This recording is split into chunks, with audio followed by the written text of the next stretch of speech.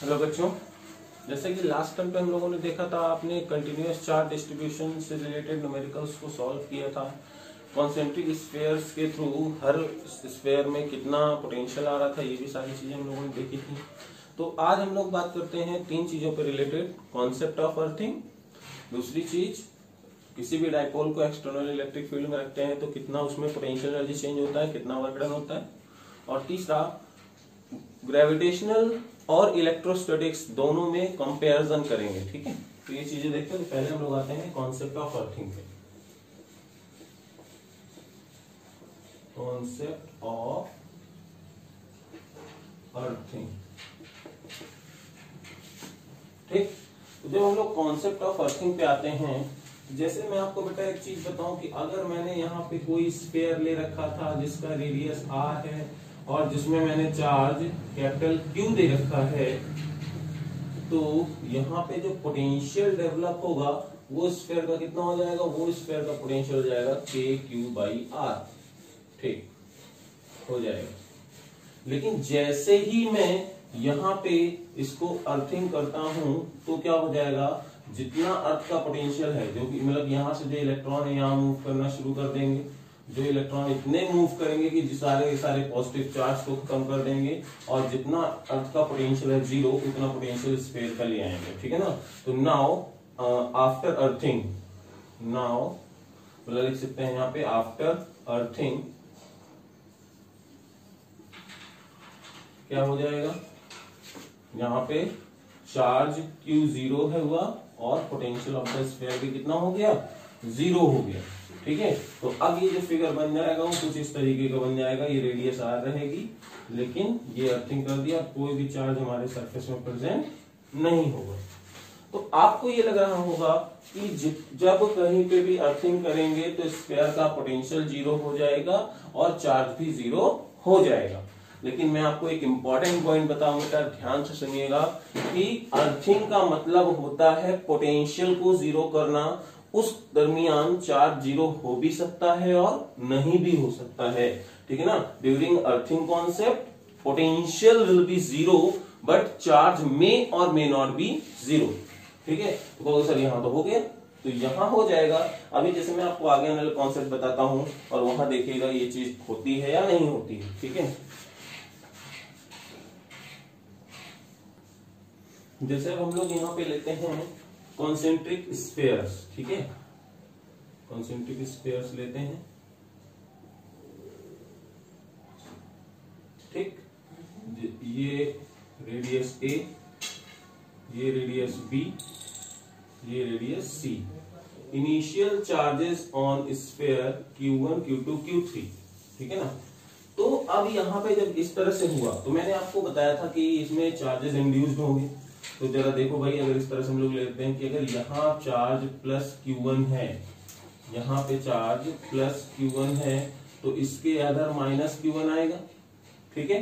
अगर मैं मान लेता हूं इसको मैं अर्थिंग करता हूं, यहां से बीच से मैंने अर्थिंग कर दी, तो एक बात याद रखना बेटा, जब हम लोग आउटर सरफेस में अर्थिंग करेंगे तो उसका चार्ज तो 0 हो जाएगा, लेकिन इनर वाले का चार्ज 0 हो भी सकता है और नहीं हो सकता है। तो अगर नहीं हो सकता है तो हम लेट कर लेते हैं कि यहाँ पे देखो Q1 है, इसको माइनस Q1 है, इसको प्लस Q1 आना चाहिए, दोनों मिलकर Q1 प्लस Q2 होना चाहिए। लेकिन अब चार्ज रिडिस्ट्रीब्यूट हो जाएंगे, इस वजह से मैंने यहाँ पे Q लेट कर लिया। और जब Q लेट करेंगे तो ये माइनस Q और ऊपर जा जाएगा तो Q प्लस Q3, तो ये हो जाएगा। ठीक है। तो ये चार्ज का रिडिस्ट्रीब्यूशन इधर होगा। अब हम लोग क्या करते हैं, अगर ये B सरफेस है, मान लो इसको हम लोग ने A सरफेस नाम दिया, ये B है और ये C। ठीक,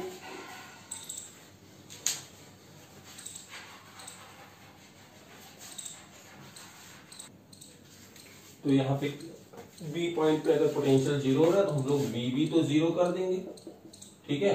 और B भी निकालेंगे कैसे, B पॉइंट पे चाहिए इस Q1 चार्ज की वजह से, तो मैंने बताया था Q1 की वजह से B पे चाहिए तो डिस्टेंस B वाली कंसीडर की जाएगी और चार्ज Q1 का, तो K Q1/B minus K Q1/B plus K Q/B minus K Q/C plus K Q/C और प्लस K 3/C। सी। क्यों ऐसा आया?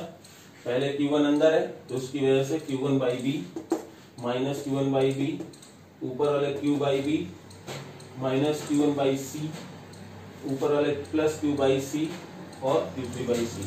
जैसे ही करेंगे तो यहाँ से ये कैंसिल, यहाँ से ये कैंसिल और ये यहाँ से कैंसिल और इक्वल टू 0 इसलिए कर दिया क्योंकि ये 0 हो रहा है। ठीक है, अब बात करते हैं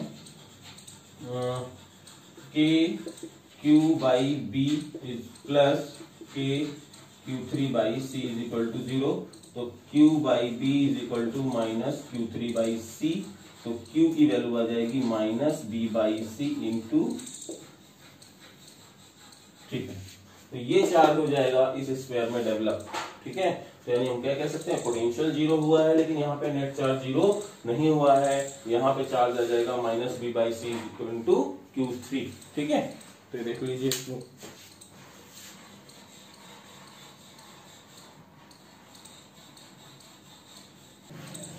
अब यहाँ पे कोई अगर बेटा पूछता है कि जैसे बी में तो सर आपने अर्थिंग कर दी, पोटेंशियल 0 हो गया, सी में कितना पोटेंशियल होगा या ए में कितना पोटेंशियल होगा, तो ये कैसे करेंगे?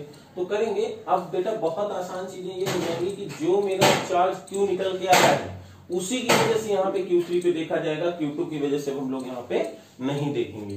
जैसे मान लो VC हमको चाहिए तो ये VC कितना होगा, पहले तो देखो 1 की वजह से यानी K Q1 बाई सी जो कि डिस्टेंस तो सी तक ली जाएगी, है ना।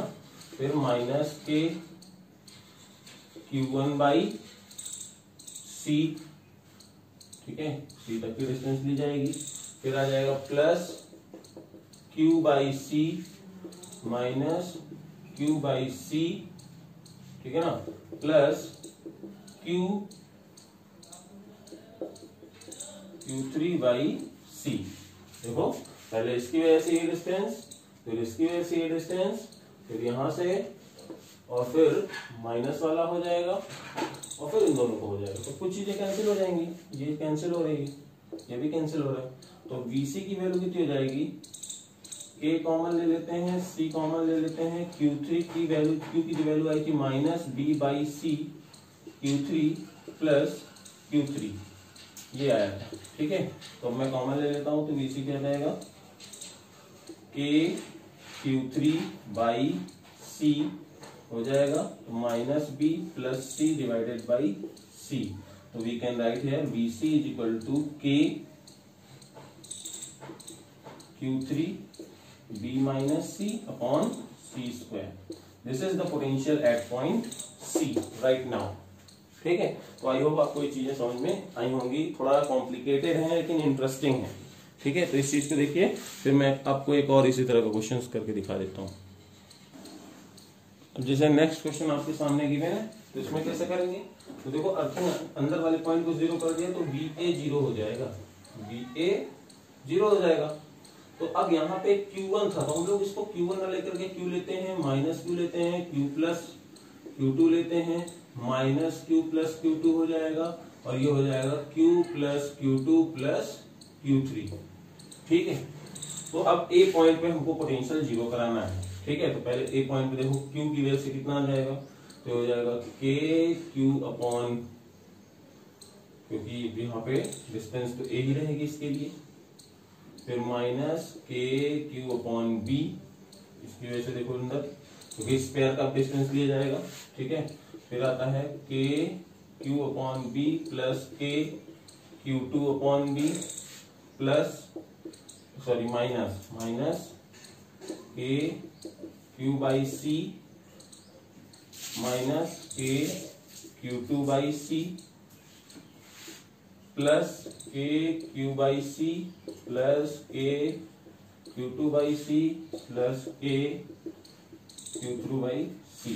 ये इतना आ गया। फिर से एक बार देख लेते हैं, इसकी वजह से Q बाई ए, इसकी वजह से minus Q by B plus Q by B plus Q2 by B minus Q by B, Q by C क्योंकि डिस्टेंस अच्छी हो गई, plus Q2 by C, sorry minus के साथ ही आएगा ये क्योंकि ये माइनस अंदर जाएगा, फिर Q by C, Q2 by C and Q3 by C आ गया और सबका समेशन कितना होने वाला है 0। तो K Q1 बाई ए तो कैंसिल हो नहीं रहा, ये कैंसिल हो जाएगा।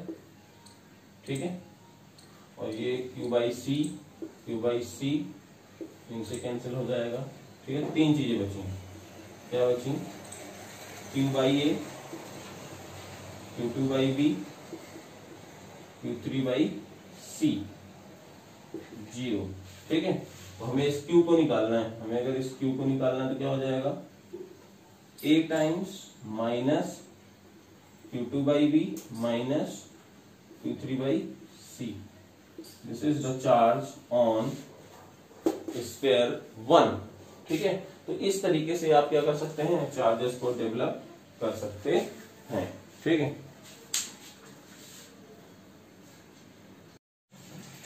अब हम लोग बात करते हैं electric work done by torque. Work done by electric torque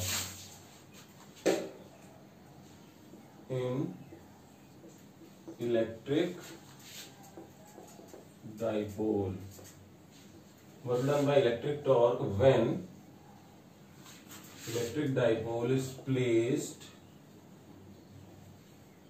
in external electric field। ठीक है, ये यहां से हम लोगों का एक्सप्रेशन होगा। ठीक है, तो उसको देखो हम लोग कैसे करते हैं। ये external electric uniform electric field lines बना दिया हमने।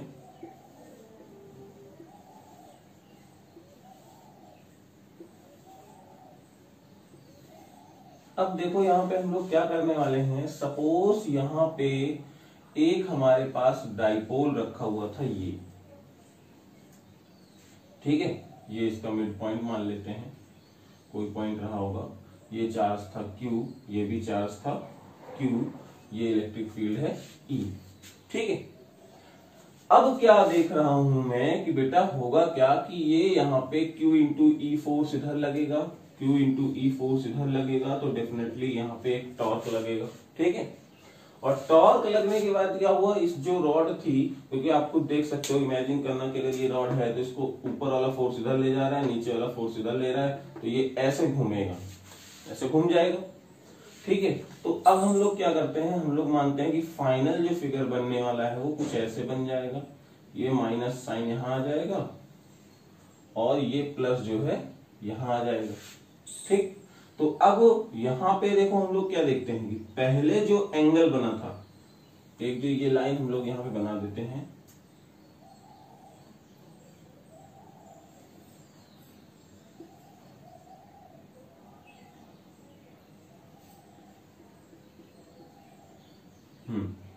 तो हम ये देखेंगे कि पहले हमारा एंगल θ1 था और अब रोटेट होते हुए θ2 हो गया।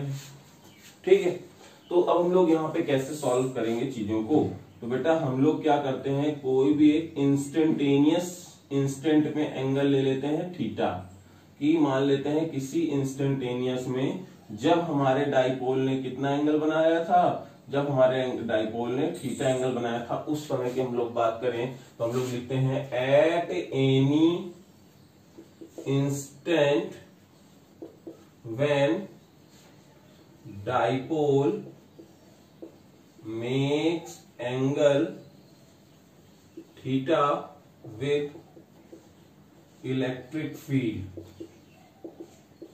ये हो जाएगा। then torque experienced by electric dipole, then torque experienced by electric dipole कितना हो जाएगा, tau is equal to PE sine theta. ठीक है, ये हो जाएगा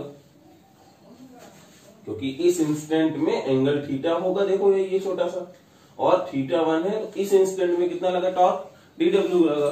ठीक है, टॉर्क लगा P sine theta to rotate angle D theta, to rotate angle D theta, work done is dw torque D theta.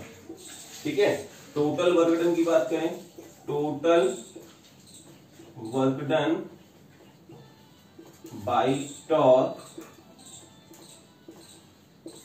To rotate from θ1 to θ2, तो कितना हो जाएगा, हम लोग इंटीग्रेट करेंगे तो dw tau d theta integration 0 to w और ये θ1 से θ2, यहाँ हो जाएगा PE इंटीग्रेशन साइन थीटा θ1 से θ2, ये w हो जाएगा, तो w is equal to PE minus cos theta, ये हो जाएगा माइनस कॉस थीटा और लिमिट θ1 से θ2। अब देखो माइनस साइन आया है तो हम लोग लिमिट को क्या कर सकते हैं, इंटरचेंज कर सकते हैं, तो w इज इक्वल टू आ जाएगा PE कॉस θ1 माइनस कॉस θ2। ठीक है, ये एक्सप्रेशन आया है इसका।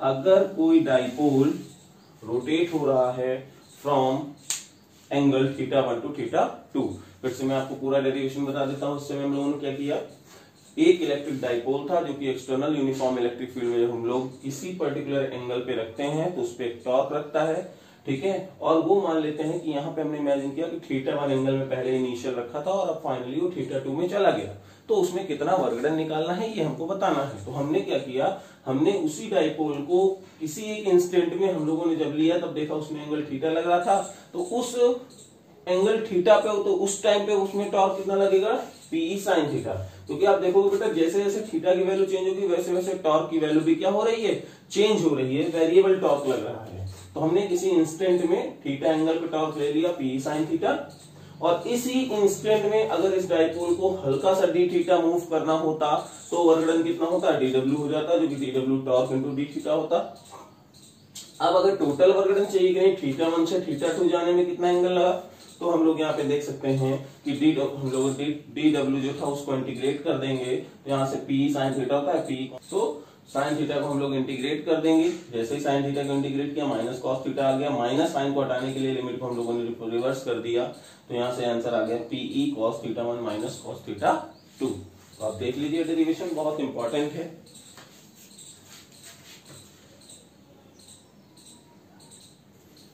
अब जैसा कि हम लोगों ने फॉर्मूला देखा है, ये कितना आया है, W is equal to PE cos θ1 minus cos θ2।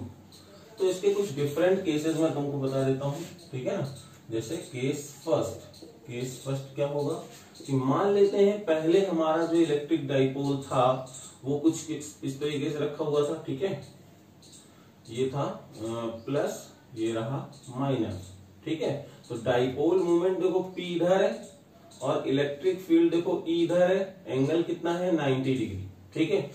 अभी क्या हो रहा है, इस पे इधर फोर्स लग रहा है, इस पे इधर फोर्स लग रहा है, ये इसको धड़ाक से रोटेट करके कुछ इस तरीके के फिगर में ये कन्वर्ट कर देगा, ठीक है ना। कुछ ऐसा फिगर आ जाएगा जिसमें P भी इधर ही है, इलेक्ट्रिक फील्ड भी इधर ही है, थीटा की वैल्यू को 0 कर देगा, और इनिशियल θ1 कितना था 90 था, θ2 कितना हो गया 0 हो गया, कुछ ऐसा फिगर रहा होगा, ठीक है। तो इस केस में वर्क डन कितना लगेगा, ये एक अनस्टेबल पोजीशन है और अनस्टेबल पोजीशन से कहा जा रहा है स्टेबल पोजीशन में जा रहा है। आपको मैंने स्टेबल और अनस्टेबल के बारे में बहुत अच्छे से बताया है कि स्टेबल क्या होता है, अनस्टेबल क्या होता है। जैसे ही आप यहाँ पे छोड़ोगे ये ऐसे रुकेगा ही नहीं, ये तुरंत ऐसे हो जाएगा, और ऐसे चाहे तो उसको रखे रहोगे तो जीवन भर बना रहेगा, ठीक है। तो ऐसा ये जहाँ पे स्टेबल हो जाएगा ये अनस्टेबल है।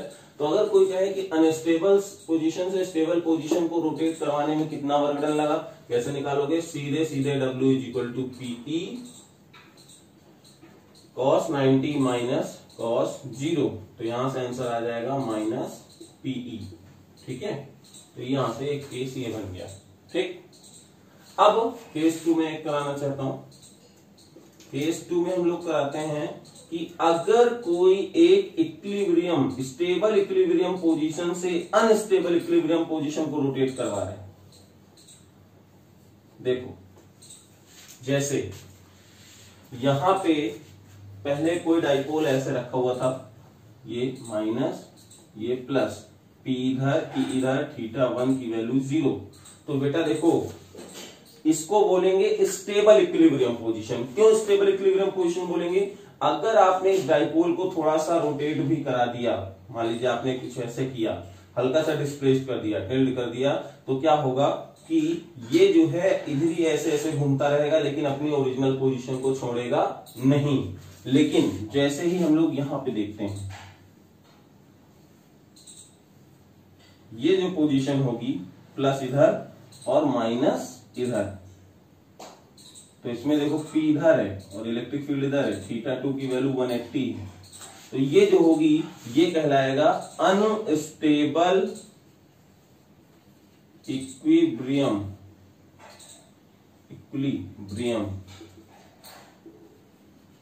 ठीक है, और ये क्या कहलाएगा? ये है स्टेबल इक्विलिब्रियम।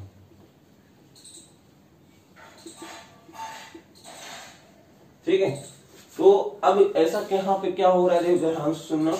जैसे ये पॉजिटिव वाला इधर था, आपने क्या किया, इसको ऐसे किया, तो QE अभी भी इधर लग रहा है, QE इधर भी अभी लग रहा है। क्यों? क्योंकि माइनस साइन प्लस की तरफ अट्रैक्टेड होगा, ये प्लस वाला माइनस की तरफ अट्रैक्टेड होगा। तो आपने जब इसको ये ऐसे था और ऐसे घुमाया तो फिर से रोटेट होकर के ऐसे चला जाएगा। लेकिन ये माइनस है, प्लस इधर है, तो इस पे देखो जो प्लस Q इधर है, इलेक्ट्रिक फील्ड इधर, तो इस पे फोर्स इधर लग रहा है और ये फोर्स इधर लग रहा है। आई बात समझ में? तो अब क्या होगा, जैसे ही आप क्या करेंगे, इस चीज को हल्का से ऐसे ऐसे टिल्ट करेंगे, तो आप क्या देखोगे, अब QE इधर लग रहा है, ये इधर लग रहा है, तुरंत इसको ऐसे रोटेट कर देगा, तुरंत जो ये पोजीशन है ये ऐसे आ जाएगी। तो ये अनस्टेबल इक्विलिब्रियम पोजीशन है, ये स्टेबल इक्विलिब्रियम पोजीशन है। तो मैं यहाँ पे क्या कह रहा हूं कि कोई एक्सटर्नल एजेंट आया और स्टेबल से जब अनस्टेबल लेके जाएगा तो उसको वर्क डन करना पड़ेगा। तो कितना वर्क डन करना पड़ रहा है ये चीज मैं देखता हूं। ठीक है, तो W इज इक्वल टू हो जाएगा PE cos 0 माइनस cos 180। तो यहां से कितना हो जाएगा, 1 माइनस माइनस 1, जो किया जाएगा 2 PE। ठीक है, तो देखो कितना वर्क डन करना पड़ेगा किसी एक्सटर्नल आदमी को, 2 PE जूल वर्क डन करना पड़ेगा। तब क्या होगा, वो स्टेबल जो पोजीशन थी इसको वो उखड़ करके ऐसे कर करके ऐसे यहाँ पे रख पाएगा।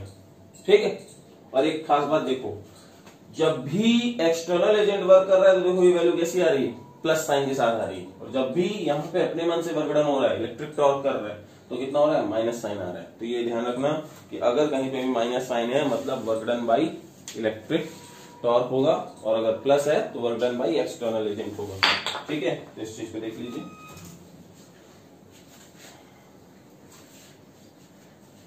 अब जैसे हम लोग बात करते हैं कि सर टॉर्क तो हमारा लगता है PE साइन थीटा। किसी पर्टिकुलर इंस्टेंट में अगर मान लीजिए स्टेबल पोजीशन में था आपका डाइपोल, ठीक है, और आप बहुत मतलब कि शरारती टाइप के हैं, ठीक है, तो आप क्या किए, उसको थीटा डिग्री पे इसे इसको कर दिए।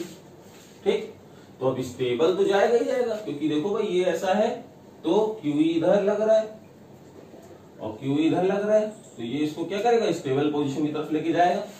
लेकिन ड्यू टू इनर्शिया क्या होगा, ड्यू टू इनर्शिया इस टॉर्क का ऐसा चीज हो जाएगी, मतलब ये थोड़ा सा यहां रुकना चाहिए था लेकिन ये ऐसे चला जाएगा और फिर इसमें नेगेटिव लगेगा, फिर ऐसे जाएगा, थोड़ी देर के लिए क्या परफॉर्म करेगा, SHM परफॉर्म करेगा कुछ इस तरीके से। ऐसे था, ऐसे इसको आना था, लेकिन क्या होगा यार, ये यहां ना रुक कर करके ऐसे चला गया, फिर ये ऐसे हो जाएगा, फिर ऐसे ऐसे थोड़ी देर के लिए परफॉर्म करेगा, it will perform SHM।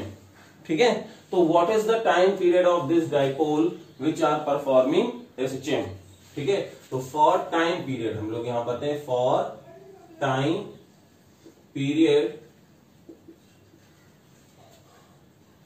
Period of SHM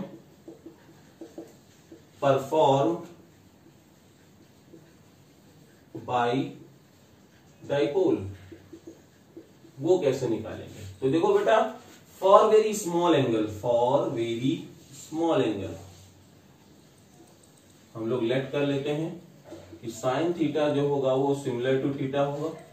तो यहां से टाउ की वैल्यू हम लोग पीई थीटा लिख लेते हैं, और पीई टॉर्क की वैल्यू होती है आई अल्फा।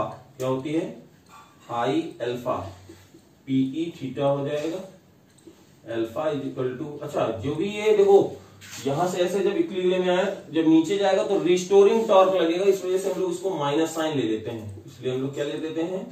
Minus sine. ठीक है ना, this is what? Restoring torque.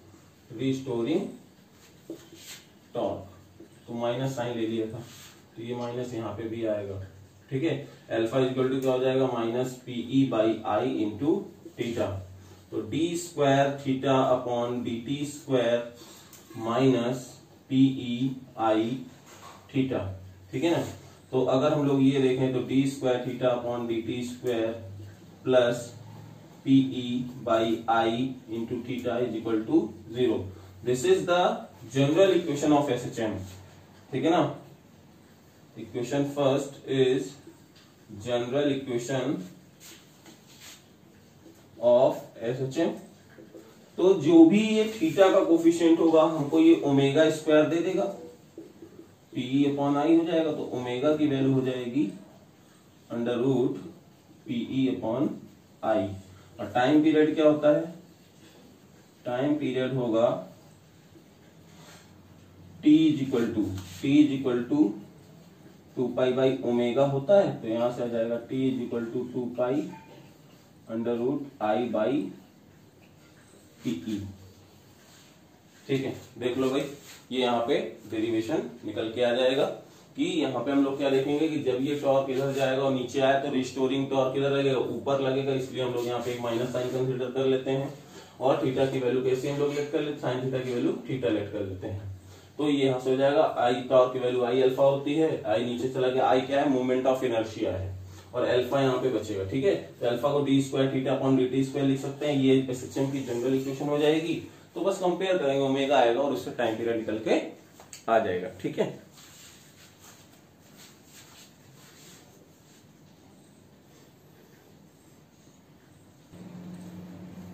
अब बेटा वेरी इंपॉर्टेंट चीज मैं आपको पढ़ाने जा रहा हूं, वो क्या है? वो है similarity between gravitation and electrostatics. ठीक है, मतलब जितना हम लोग इलेक्ट्रोस्टैटिक्स में आज तक हम लोगों ने सारी चीजें सीखी हैं, सेम कॉन्सेप्ट हम लोग किसमें यूज करने जा रहे हैं? ग्रेविटेशन में यूज करने जा रहे हैं। हालांकि मैंने ये चीज आपको ग्रेविटेशन में नहीं पढ़ाई थी, और मैंने यही बताया था कि जब भी हम लोग इलेक्ट्रोस्टैटिक्स पढ़ेंगे तो एक कंपैरिजन देखेंगे, जिससे क्या होगा? पूरा का पूरा ग्रेविटेशन भी हमें अंदर हो जाएगा, समझ में आ जाएगा। ठीक है, तो एक कंपैरिजन है, एक रिलेशन है किसके किसके बीच में? इलेक्ट्रोस्टैटिक्स में और ग्रेविटेशन में। ये अगर आपने सीख लिया तो मान चलो 2 चैप्टर आपके क्लियर हो रहे। ठीक है, क्या? पहला एक कूलॉम्स लॉ हम लोगों ने देखा था, कूलॉम्स लॉ है ना, और कूलॉम्स लॉ में क्या पाया था? whenever two charges Q1 and Q2 are separated at a distance small r, then force of attraction or repulsion will be at, that is Q1 Q2 upon r square। ये आपने देखा था, तो ये इलेक्ट्रोस्टैटिक्स के लिए कूलॉम्स लॉ था, electric force था ये। ठीक है, सिमिलरली यहां पे आपने ग्रेविटेशन लॉ देखा था, gravitational law, Coulomb's law of gravitation भी हम लोग इसको बोलते हैं कि सर अगर 2 मासेस हैं m1 and m2 and they are separated at a distance small r, then force of attraction act between them, that is capital G m1 m2 by r square। ये चीज ठीक है, तो यहां पे जो चार्ज काम कर रहे हैं वो कौन काम कर रहे हैं? यहाँ पे मास काम करेंगे।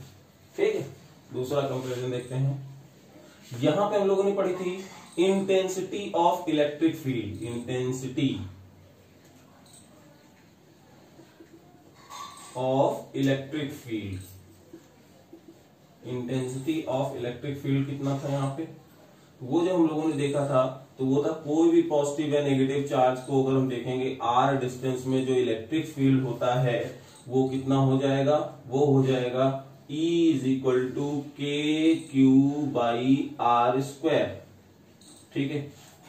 तो वैसे ही यहां पे हम लोग देखेंगे इलेक्ट्रिक, यहां पे देखेंगे gravitational field, intensity of gravitational field, intensity of gravitational field. तो ये कितना हो जाएगा, ये कोई मास अगर m है, r डिस्टेंस में अगर आपको यहाँ पे ग्रेविटेशनल फील्ड चाहिए तो कितना हो जाएगा, जो ग्रेविटेशनल फील्ड है उसकी वैल्यू, ग्रेविटेशनल फील्ड की जो वैल्यू होगी वो हो जाएगी capital G m by r square. ठीक है, तो ये देखो ग्रेविटेशनल फील्ड आ गया। इसी तरह से जब आप यहाँ पे पोटेंशियल देखोगे तो कितना आ जाएगा, के क्यू बाई कैपिटल आर आया होता है, वैसे ही यहाँ पे जो पोटेंशियल आएगा वो कितना आ जाएगा, ग्रेविटेशनल पोटेंशियल जो होगा वो आ जाएगा capital G capital M by are.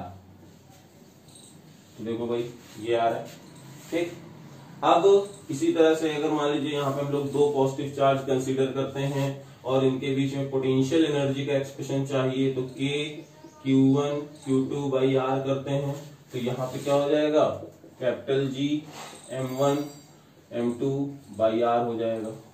ठीक, तो यहां तक कि जितने न्यूमेरिकल्स हम लोग सॉल्व किए हैं ना इलेक्ट्रोस्टैटिक्स में, सेम टाइप के न्यूमेरिकल्स आपको ग्रेविटेशंस में भी सॉल्व किए होंगे सेम प्रोसीजर के साथ। जैसे आपको और मैं चीजें बताता हूं,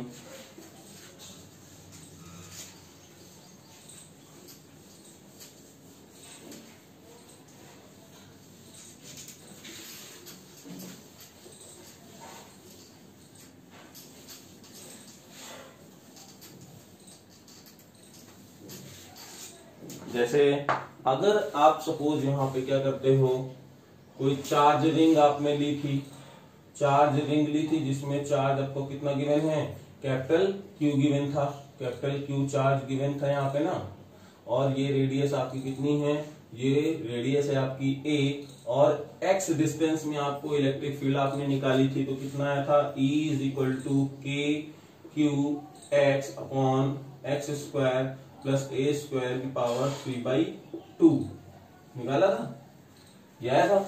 अगर मान लो आपको इसी तरह से क्या दिया जाए कि एक मास वाली रिंग दी जाए जिसका मास कितना है, कैपिटल M है, और ये डिस्टेंस a है, ये डिस्टेंस x है, तो क्या होगा, यहाँ पे ग्रेविटेशनल फील्ड हम लोगों को चाहिए, यहाँ पे ग्रेविटेशनल फील्ड किसी पॉइंट पीच पे चाहिए, तो कितना हो जाएगा, तो जो ग्रेविटेशनल फील्ड होगी वो आ जाएगा G capital G M x upon X square plus A square की पावर 3/2। बोलो भाई, और सेम प्रोसीजर रहेगा जो आपने प्रोसीजर यहाँ पे अपनाया था। बस एक बात याद रखना कि जो ग्रेविटेशनल फील्ड होती है वो ऑलवेज अट्रैक्टिव इन नेचर होती है। कैसी होती है, अट्रैक्टिव इन नेचर होती है, जबकि चार्ज जो यहाँ पे होता है रिपल्सिव या अट्रैक्टिव हो सकता है। इस पे जो फोर्स लगेगा, मतलब जो फील्ड होगी वो या तो इधर आ सकती है या फिर इधर जा सकता है, depends on which type of charge we are providing. But mass में क्या होगा, हमेशा ये अट्रैक्शन फोर्स ही रहेगा। तो ये पी पॉइंट में जो इलेक्ट्रिक ग्रेविटेशनल फील्ड की डायरेक्शन होगी वो इधर होगी, जबकि इलेक्ट्रिक फील्ड की यहाँ पे डायरेक्शन ये हो रही थी। कब, जब ये पॉजिटिव था। अगर नेगेटिव ले लेंगे तो नेगेटिव चार्ज के लिए इधर हो जाएगी। ठीक, इसी तरह से अगर इसकी वजह से आप पोटेंशियल निकाल रहे थे यहाँ पे, तो पोटेंशियल कितना आ जाएगा, पोटेंशियल आ जाएगा के क्यू अपॉन, अब इसका जो भी हमारे डिस्टेंस रहा होगा तो under root X square plus A square, ये यहाँ पे इस रिंग की वजह से पोटेंशियल आया था। तो सेम पोटेंशियल यहाँ पे भी हम लोग जब निकालेंगे तो कितना हो जाएगा, ग्रेविटेशनल जो पोटेंशियल होगा वो आ जाएगा capital G M upon under root X square plus A square. ठीक है, तो सेम न्यूमेरिकल्स आपके मतलब वैसे ही हैं, एक दूसरे से ही रिलेटेड हैं, तो आपको ज्यादा दिक्कत करने की जरूरत नहीं है। अब जैसे मैं आपको एक क्वेश्चन देता हूं, उस क्वेश्चन को जरा देखिएगा।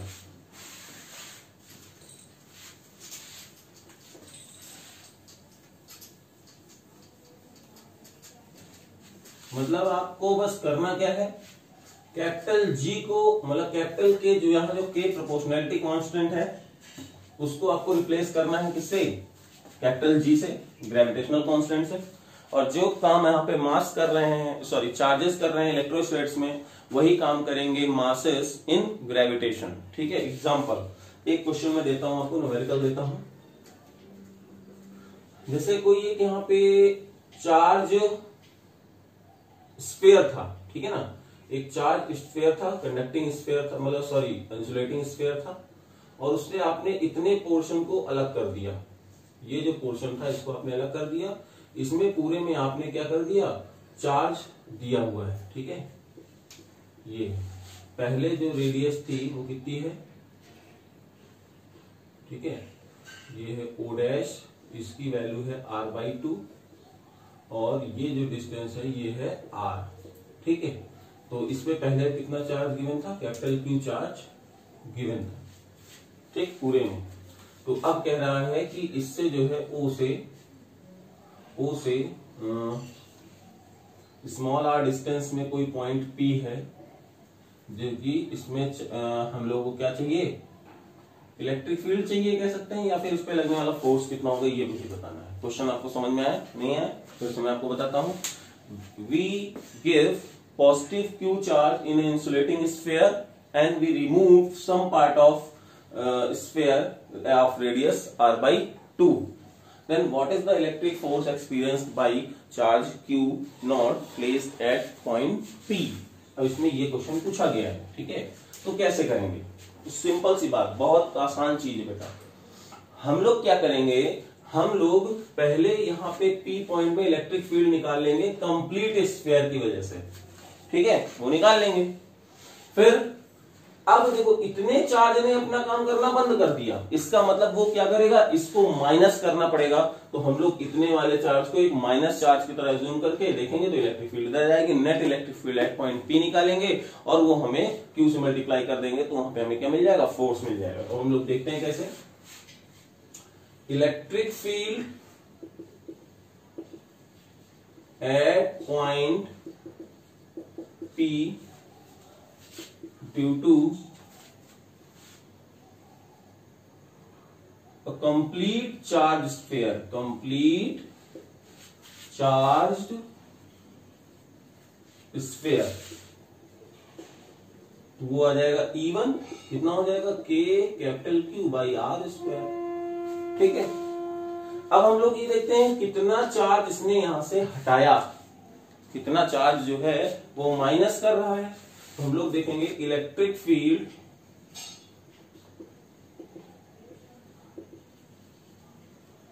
Eight point P due to small sphere. तो देखो मान लो बेटा हमने यहाँ पे पूरे के पूरे उसमें Q चार्ज था, तो इसमें हम लेट कर लेते हैं Q डैश चार्ज होगा और उसको अपोजिट नेचर की तरह कंसीडर करना है हम लोगों को।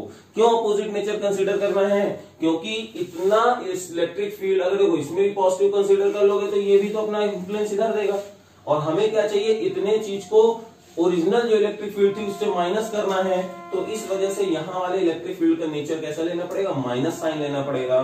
तो हम लोग ये देखते हैं पहले तो इसमें चार्ज कितना आएगा, ठीक है ना। तो यहाँ पे जो इलेक्ट्रिक फील्ड आ जाएगी वो E2 आ जाएगी और वो होगी K Q डैश, और देखो डिस्टेंस यहां से लेनी है तो कितना हो जाएगा, R माइनस R/2 का स्क्वायर। ठीक है, अब Q डैश कितना आएगा ये देखते हैं। देखो भाई 4/3 पाई R क्यूब में चार्ज था कैपिटल Q, इसलिए 1 में Q अपॉन 4/3 पाई R क्यूब, और अब यहाँ पे R/2 का क्यूब हो जाएगा, इसलिए 4/3 पाई R/2 का क्यूब में कितना हो जाएगा, तो यहां से आ जाएगा Q 4/3 पाई R क्यूब, और इनटू में आ जाएगा 4/3 पाई R क्यूब बाई 8। तो यहां से 4/3 से 4/3 R क्यूब से R क्यूब, तो कितना हो जाएगा, Q/8 आ जाएगा। तो Q डैश की जो वैल्यू हो जाएगी Q/8 हो जाएगी।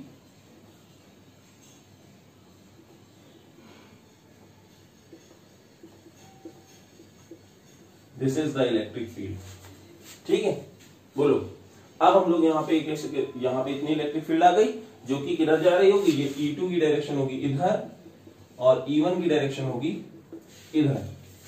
ठीक है, अब हम लोगों को क्या करना है, नेट इलेक्ट्रिक फील्ड निकाल लेते हैं। ठीक, तो भी देखते हैं भाई नेट इलेक्ट्रिक फील्ड कितना आएगा।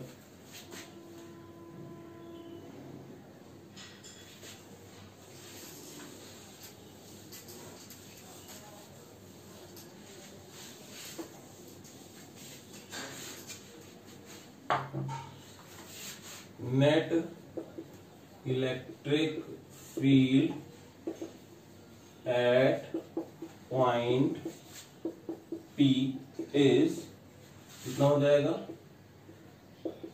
K E1 माइनस E2 हो जाएगा, E1 माइनस E2। तो ये E1 की हो जाएगी K capital Q by R square minus, और यहां से हो जाएगा K Q बाई 8। अब मैं इसको माइनस हटा देता हूं,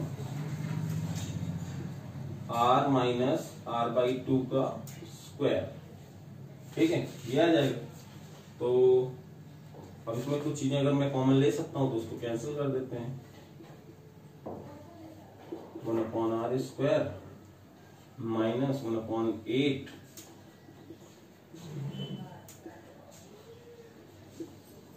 ठीक है, अब net force on charge particle P चाहिए। Net force on charge particle P तो कितना हो जाएगा, तो F is equal to K capital Q small q naught 1/r square minus 1/8 r minus capital square. This is the electric force experienced by इस charge particle Q naught by this hollow sphere. ठीक है, तो इस जो sphere की वजह से electric force लगेगा Q नॉट पे, वो ये वैल्यू हो जाएगी।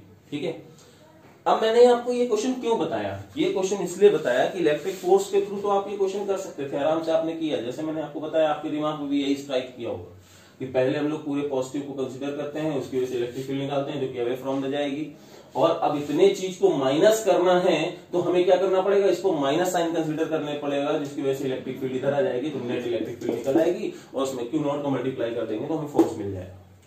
अब बात करते हैं इसी तरीके से, अगर मान लो ये चार्ज ना होकर के यहाँ पे मास दिया होता, चार्ज ना दे करके यहाँ पे हम लोगों को मास दिया होता, तो हम इस क्वेश्चन को, और ये स्मॉल m दे दिया जाता जिसमें हम लोगों को ग्रेविटेशनल फोर्स चाहिए होता। ठीक है, तो हम लोग कैसे करते, तो ये मास कैपिटल M हो जाता।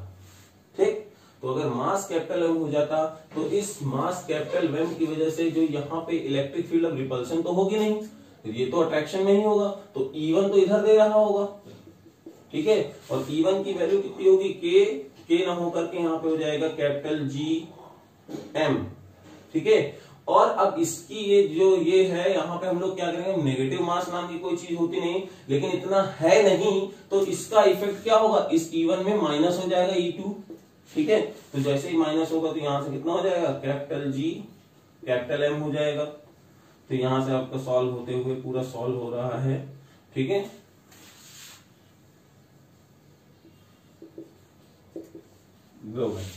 ग्रेविटेशन वाला क्वेश्चन भी हो गया।